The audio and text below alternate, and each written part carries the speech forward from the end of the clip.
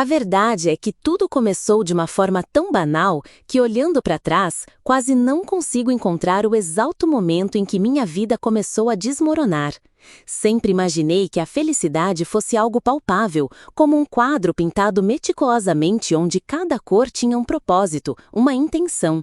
E naquele quadro, minhas cores eram vibrantes ao lado de Miguel, meu noivo, e da minha mãe, Helena. Morávamos na cidade, um cenário tic-taqueante e incessante que nos mantinha sempre ocupados, mas ao mesmo tempo proporcionava o caos e a beleza de uma paisagem urbana com suas infinitas possibilidades. Miguel e eu tínhamos um plano, nosso casamento, uma celebração que prometíamos a nós mesmos ser tanto íntima quanto grandiosa.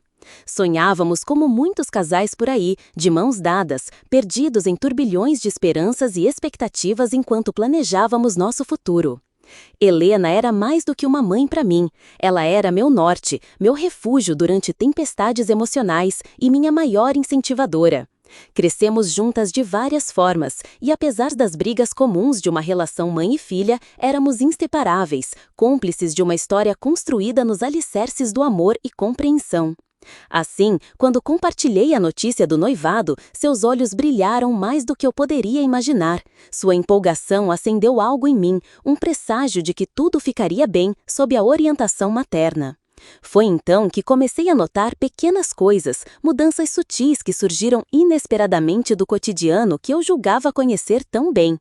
Miguel, antes tão constante e previsível, começou a apresentar lapsos no que dizia fazer.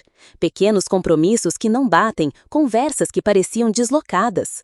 Ele me disse que estava sob muita pressão no trabalho, exposto a um estresse inimaginável por conta de um projeto novo. Como bem podia acontecer a qualquer um, relevava e entendia. Eu, mais do que ninguém, sabia como a vida poderia ser às vezes implacável e cheia de surpresas. Ainda assim, algo ali não fazia sentido. Eram os momentos que escapavam de nossos dias, os telefonemas que terminavam subitamente quando eu entrava na sala, o olhar que por vezes ele evitava ao falar sobre planos tão inocentes como um jantar de sexta-feira. Em paralelo, havia Helena, uma presença antes tão constante, agora mais evasiva, menos disponível, passos apressados que denunciavam uma mente tumultuada. Mesmas desculpas, o mesmo fardo do estresse sobrecarregado alegava, mas um silêncio incomum substituía longas tardes de conversa, chá e risos. Uma noite, em meio a um sono conturbado, acordada pelo canto distante de corujas urbanas e o som abafado de sirenes ao longe, me vi parada, olhando o teto, devaneando pensamentos que não me deixavam descansar. O ronco suave de Miguel ao meu lado parecia um eco distante, uma lembrança vagante de algo que um dia já tomara toda a minha atenção. Decidi me levantar, um desejo instintivo me levou até o outro lado da cama, ao celular de Miguel que piscava discretamente no escuro, como um farol guiando minhas mãos inseguras. Foi então que a primeira pedra dessa avalanche emocional rolou. Era uma notificação simples, uma mensagem cujo remetente era curioso, mas não imediatamente acusador. O conteúdo, todavia, exigia atenção. Eu não estava invadindo a privacidade de Miguel, dizia a mim mesma. Era um passo necessário, um mover-se pela névoa densa que cobria cada sinal alarmante que minha intuição insistia em esconder. Isso me incendiou, aquela palpitação alarmante de saber que algo estava errado, mesmo sem entender o que, espalhou uma dúvida que não podia mais ser ignorada. Foi nessa noite, alimentada por insegurança e a inquietação de um coração que clamava por verdades, que decidi que precisava saber. Eu precisava da verdade mais do que qualquer anel em meu dedo, mais que qualquer fotografia sorridente em porta-retratos espalhados pela casa. O início de minha investigação disfarçada começou então, e eu estava prestes a descobrir que o amor e a confiança são por vezes mais frágeis do que parecem. Nos dias que se seguiram, minha vida parecia um quebra-cabeça com suas peças espalhadas, sem que eu tivesse a imagem final para guiar os encaixes. Cada detalhe, cada migalha de informação que colhi furtivamente começou a se empilhar em uma pilha de suspeitas que ameaçava desmoronar a qualquer momento. A atenção desleixada de Miguel, as respostas evasivas de Helena e meus sonhos de casamento, antes repletos de entusiasmo, agora granjavam apenas um sentimento áspero de incerteza. Nos dias que se seguiram, minha vida parecia um quebra-cabeça com suas peças espalhadas, sem que eu tivesse a imagem final para guiar os encaixes. Cada detalhe, cada migalha de informação que colhi furtivamente começou a se empilhar em uma pilha de suspeitas que ameaçava desmoronar a qualquer momento. A atenção desleixada de Miguel, as respostas evasivas de Helena e meus sonhos de casamento, antes repletos de entusiasmo, agora granjavam apenas um sentimento áspero de incerteza. Havia dias em que me via caminhando pela casa como um fantasma, existindo em um estado de limbo entre a verdade que temia e a vida que desejadamente desejava preservar. As horas passavam e eu me tornava mais metódica. Examinei registros de chamadas, resquícios de conversas que permaneciam em dispositivos eletrônicos e compartilhei confidências com amigos, buscando um pedaço de informação que talvez houvesse passado despercebido.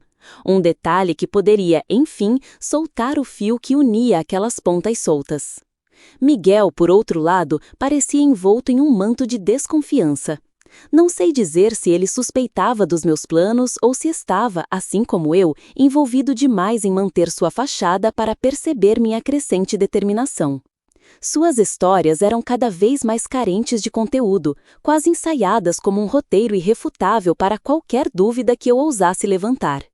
Já minha mãe, Helena, tornava-se mais distante, seus abraços e sorrisos cada vez mais raros, substituídos por um olhar que a cada encontro parecia mais frágil, quase preocupado. À medida que o tempo passava, meu impulso investigativo crescia, junto com ele, minha exaustão emocional e mental. Era como viver dois mundos paralelos, o que eu temia encontrar e aquele que esperava que, eventualmente, se revelasse como um engano inocente. Eu ansiava por uma revelação indolor, por mais improvável que parecesse. Era como andar na corda bamba, onde um passo em falso poderia significar o fim, e eu, em meu coração, não sabia se estava preparada para tal queda. Foi numa tarde, sozinha na silenciosa sala de estar, que os nervos me fizeram sucumbir e confrontar Miguel. A atmosfera estava carregada, tão espessa que parecia difícil até mesmo respirar. Tentei manter a calma, mas minha voz tremia com a fúria contida de semanas de dúvidas e deduções não formuladas. Perguntei a ele, com toda a seriedade que pude, sobre suas ausências, suas histórias mal conectadas e a verdade que eu sentia estar tão desesperadamente lutando para se desvendar. Miguel, sempre tão carismático, tão seguro de si, respondeu com a certeza de um homem sincero, negando enfaticamente qualquer erro. Em suas palavras, tudo era fruto de minhas inseguranças, de uma mente perturbada pelo estresse pré-casamento. Mas algo na maneira como desviou o olhar, na inquietação súbita de suas mãos, me contava uma versão diferente. Uma briga fervorosa se seguiu, lançando duras palavras no ar como espadas afiadas, cortando fundo em nossa realidade. Cada palavra uma nova cicatriz. O luto pela confiança perdida se misturava com a raiva e o desespero. Mas foi somente mais tarde, num desencontro de rotina fortuito, enquanto Miguel estava no banho e Helena acabara de sair, que a marreta do destino derrubou meu frágil palácio de ilusões. Uma notificação, tão avassaladora em sua simplicidade, surgiu no celular de Helena que ela esqueceu sobre a mesa da cozinha. Eu não deveria ter olhado, diria se me quisesse justificar, mas não foi uma escolha difícil, tampouco uma pedida a mim mesma. Simplesmente aconteceu. Ali, naquele visor, uma mensagem romântica destinada a Miguel, em um tom que não deixava dúvida sobre o relacionamento que partilhavam, agiu como uma bomba silenciadora para toda a cacofonia até então. O mundo tornou-se um borrão ao meu redor, como se o tempo tivesse decidido pausar a realidade para que eu pudesse absorver tamanha traição. Cada palavra lida, gravada a fogo na minha mente, se transformava em uma corrente que me mantinha prisioneira num pesadelo onde eu encarava a mais impiedosa das verdades. Aquela traição, tão inimaginável em sua audácia, era agora uma realidade inescapável. Em um instante, Miguel e Helena passaram de meus maiores amores a protagonistas de minha mais profunda ruína. Aquela revelação cruelmente implícita esmagou tudo o que algum dia acreditei ser real. E não importando o quanto tentasse acordar, percebi que aquele pesadelo agora fazia parte de quem eu era.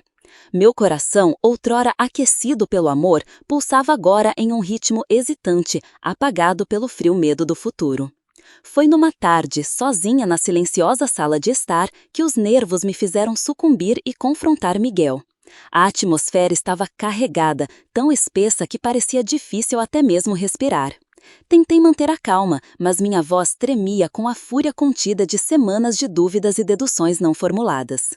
Perguntei a ele, com toda a seriedade que pude reunir, sobre suas ausências, suas histórias mal conectadas e a verdade que eu sentia estar tão desesperadamente lutando para se desvendar.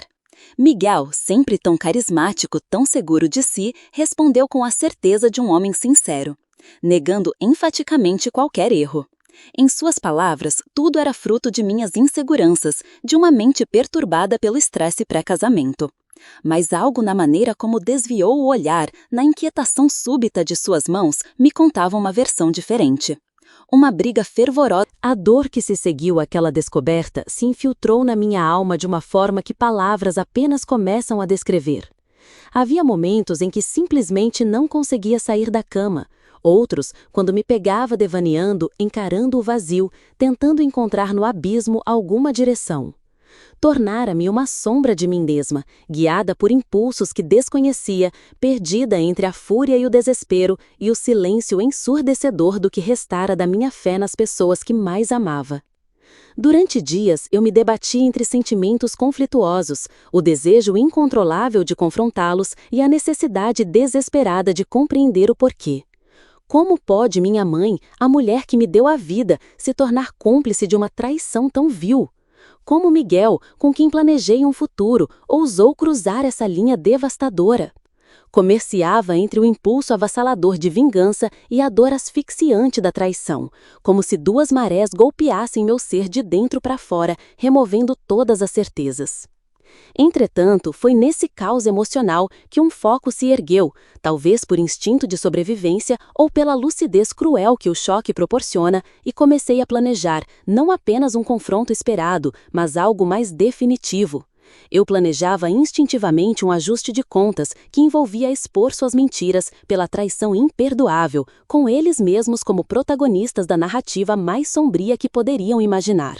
O plano, por si só, se mostrou uma âncora que me impeliu adiante. Um passo de cada vez, com uma claridade quase sombria, forjei um caminho pela neblina de dor e ignorância. Seria durante uma reunião familiar, um cenário de falsas felicidades e amor compartilhado, onde, entre sorrisos congelados e olhares disfarçados, eu rasgaria a teia de mentiras que haviam tecido ao meu redor. Quando o dia chegou, o chão parecia tremer sob meus pés, mas me mantive firme, guiada por uma determinação quase sobrenatural. Preparações precisas garantiram que cada passo do plano fosse executado com precisão cirúrgica. Invitei parentes e amigos próximos, sob pretexto de celebração, um brinde à família, que não sabiam, estaria prestes a despedaçar-se. No auge do evento, a tensão se rompeu. Fiz um silêncio cair sobre todos, uma pausa que parecia qualificar o ar, antes de abrir minha alma ferida e desferir a verdade em sua forma mais cruel e inquestionável. Expliquei cada detalhe, mostrei provas e deixei que a sala absorvesse aquilo em um silêncio perturbador. Os rostos chocados, as expressões de incredulidade e a subsequente desintegração daquela fachada de normalidade foram exatamente a quebra que havia planejado. Confrontar Helena e Miguel ali, a céu aberto, vendo suas reações em tempo real, foi terrivelmente catártico e devastador. Mas havia também no ambiente um manto de compreensão que se espalhou, feito um antídoto para a falsidade que dominava até então. De repente, a fúria deu lugar ao choque, e este à vergonha e desesperança, selando o destino de todos ali. Não eram apenas minhas emoções em jogo, mas de duas famílias inteiras colidindo, como se fossem corpos celestes tragados pelo mesmo buraco negro de mentiras e engano. Miguel e minha mãe, flagrados na verdade, finalmente sem defesas, podiam apenas olhar para mim e entre si, com a inescapável realidade se desenrolando ao redor. Foi cruel, sim, mas absolutamente necessário. A clareza cortante que se seguiu foi como um renascimento. Esta era uma redefinição drástica de minhas realidades, de minhas percepções. Onde antes houvera um campo minado de incertezas, agora restava o espaço aberto pela verdade, pronto para ser preenchido, mas desta vez com algo verdadeiramente genuíno e puro. Eu sabia que as consequências seriam extensas e dolorosas, mas não havia mais volta. As mentiras haviam sido expostas, e a única direção possível dali em diante era em frente. Por mais que doesse, por mais cruel que tenha se tornado aquele desfecho, eu me recusava a ser prisioneira de uma narrativa que não escolhi. Aquele confronto não foi apenas o fim do que eu conhecia, mas também o primeiro passo para algo inexpressavelmente novo. Algo que, ainda que desconhecido, seria construído em termos de honestidade e autenticidade, que então, finalmente compreendi, seriam o verdadeiro alicerce de qualquer amor digno de ser vivido. Após a tempestade inicial e as revelações que devastaram tudo o que conheci, foi como se o tempo tivesse se desdobrado em uma nova linha, uma onde eu caminhava sozinha, mas determinada. A dor ainda era palpável, uma presença constante em meu peito, mas pela primeira vez em dias, pude vislumbrar além do caos imediato que me envolvia. Estava ali, no silêncio gritante de um futuro inesperado, que comecei a entender o significado de renascimento. Sentei-me no banco de um parque, um local onde eu costumava sonhar acordada sobre a vida que estava por vir, mas agora me via enfrentando camadas de reflexões com um desejo insaciável de compreensão. Tudo era distinto. Eu não podia simplesmente apagar a traição, nem enterrar a profunda tristeza que ela deixara em seu rastro. Entretanto, havia um novo tipo de clareza, uma que me forçava a olhar para dentro e revisitar cada aspecto da existência que construí até aquele ponto. Como um diário mental de páginas folheadas pelo vento de mudanças inevitáveis, comecei a listar as lições que esses eventos me ensinaram. Primeiro, entendi que a confiança não é uma dádiva qualquer, mas um delicado eco da alma que deve ser cultivado e honrado. Até então, percebi que a negligência é tanto inimiga do amor quanto o engano. Por muitos momentos, ignorei os sinais, enganei a mim mesma achando que bastava amar para ser amada da mesma forma. Descobri da maneira mais difícil que, às vezes, o amor mesmo não é suficiente para sustentar tudo, já que ele próprio pode ser distorcido pelas inseguranças e faltas de comunicação. Acho que a parte mais difícil foi encarar a traição de minha mãe, Helena, uma mulher que admirei incondicionalmente. Foi um golpe duplo, tirar as camadas de família para revelar algo tão sombrio e impensável. Mas com esse choque, veio a compreensão de que mesmo aqueles que amamos são por vezes falhos e profundamente humanos. Não se tratava mais de culpá-la, mas de aceitar suas próprias fraquezas e encarar nossas histórias como ponto de partida para um novo tipo de relacionamento, se eu assim decidisse no futuro. Enquanto me esforçava para processar esses sentimentos, uma nova palavra entrou em meu vocabulário de vida: resiliência. Era a mudança que eu não pedira, mas que agora me guiaria para remodelar o que passou. Não foi um ato de esquecimento, mas um movimento consciente em direção à recuperação que se fundia com esperança. Comecei a considerar como o amor verdadeiro exige mais do que promessas, precisa de espaço para liberdade, entendimento e, acima de tudo, comunicação sem reservas. E no meio de tantas definições e redefinições, uma pequena esperança surgiu, uma que prometia que talvez um dia eu poderia construir algo autêntico novamente. Nunca seria fácil, mas ninguém disse que a transformação era de fato indolor.